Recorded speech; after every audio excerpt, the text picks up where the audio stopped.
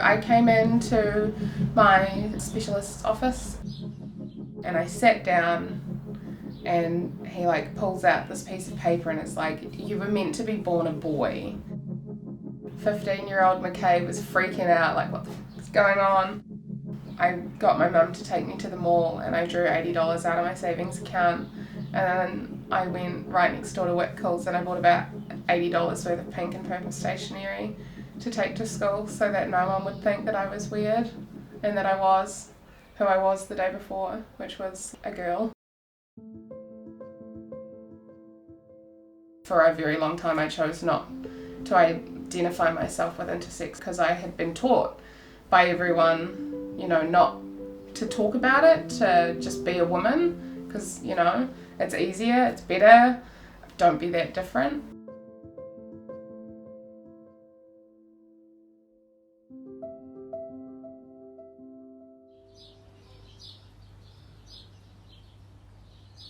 I have a variation of an intersex condition called complete androgen insensitivity syndrome. What happens is we start to develop as male fetuses, but my body wasn't really processing the testosterone, and it started to naturally convert it to estrogen. So hormonally and externally I was a female, but I had XY chromosomes.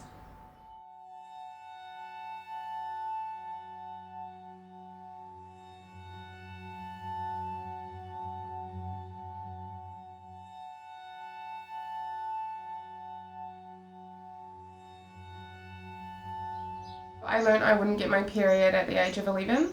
A couple of weeks after that I also learned that I would never be able to have children. At the age of 15 I went and sat down with a specialist, and then he's circling things like the uterus and fallopian tubes, and he's like, this is what you don't have because you started to develop as a boy but something went wrong and so you developed as a girl. And it was really weird. I still, felt like a girl. I was raised as a woman, but I suddenly felt not allowed to feel that way.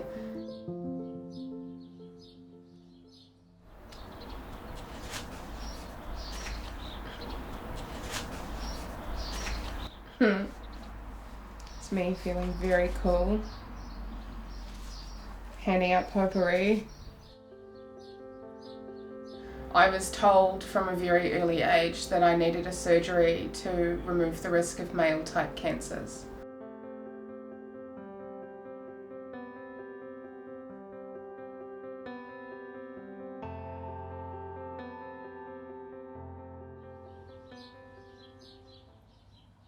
This is the little wee ornament that my mum gave to me the day I got out of hospital from my surgery. I woke up out of the surgery in the recovery unit and I just felt hollow. I just felt like everything that I had worked to love myself about and everything that made me special had been taken away from me.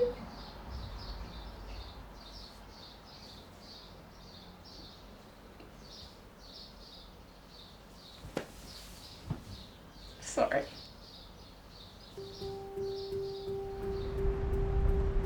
The cancer risk that they told me I had was 30 to 35%.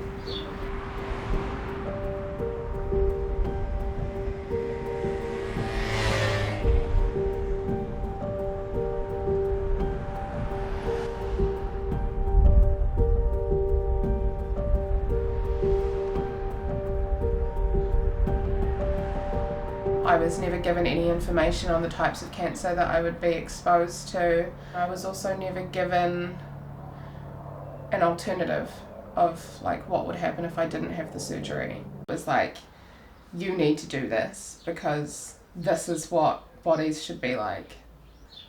And so my ability to make a really informed choice around a life-changing surgery was essentially taken away. And I said yes, I think, because I was scared of getting cancer when I was older.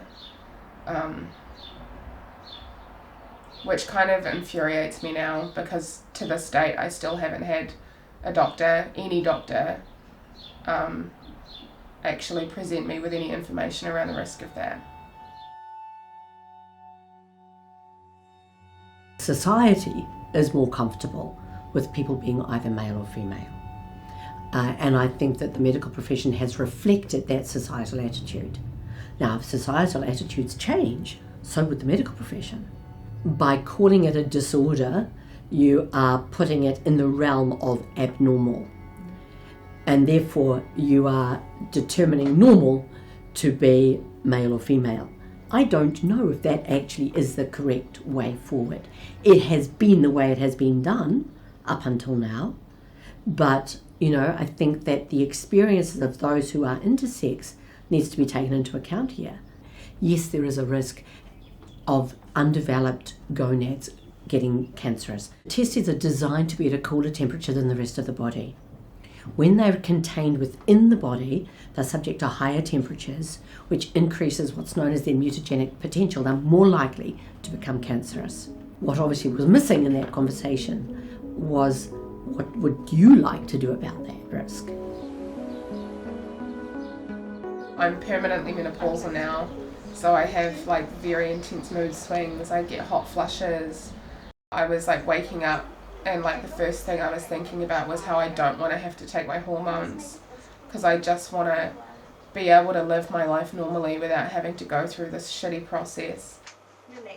It's mainly just frustrating, because my body was good before and it produced its estrogen before. This idea of bodily autonomy is so fundamental. Everyone has it at birth. Your bodies are yours and no one else's. But intersex people as a community don't really have that, especially if you're born with anatomical differences. Often doctors will tell their parents that the surgery is needed either right after birth or within the first few months. But growing up and having doctors look at your body and say, oh, this isn't right, you're gonna need surgery, you kind of get used to the fact that people tell you what they need to do to your body for you to be healthy. And so from a very early age, intersex people don't have that sense of control over their body.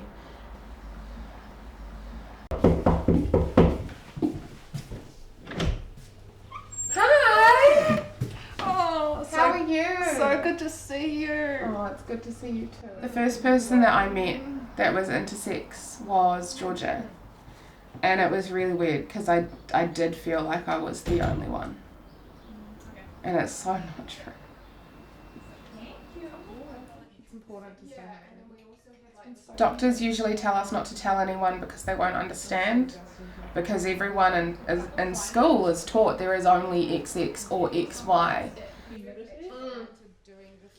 I felt really guilty about talking to you because I've been told by my doctors not to talk, not to reach out to other intersex people because nobody existed and I wouldn't find anyone. But then here you were in front of me. In the same city. In the same city with some of the same specialists. Yeah. If you were told by a doctor that you were getting a breast cancer diagnosis, you'd get offered information about different support networks that you could use or multiple support groups that you could choose from. Exactly. And they don't give us that option. So I wrote down a list of peer support organisations and handed it to them, and the person said, well, I'm not going to share these because I can't trust the information that people are going to be given. How many other people are being told that? What I want is not to sit there and berate them. I'm past that. It's not about them. What I want them to do is acknowledge their mistake and just listen to us. Because the first step to providing correct healthcare for intersex people is letting them know that they're not alone. Because the moment they know they're not alone, they have a lot more control over their bodies. When I went through medical school, there was absolutely no training about intersex. I go to probably a dozen conferences a year, and to date, I have not seen or heard of an interactive session or a plenary session on intersex. There is almost certainly secrecy around it, but it's not a medical secrecy. I think you need to be clear there.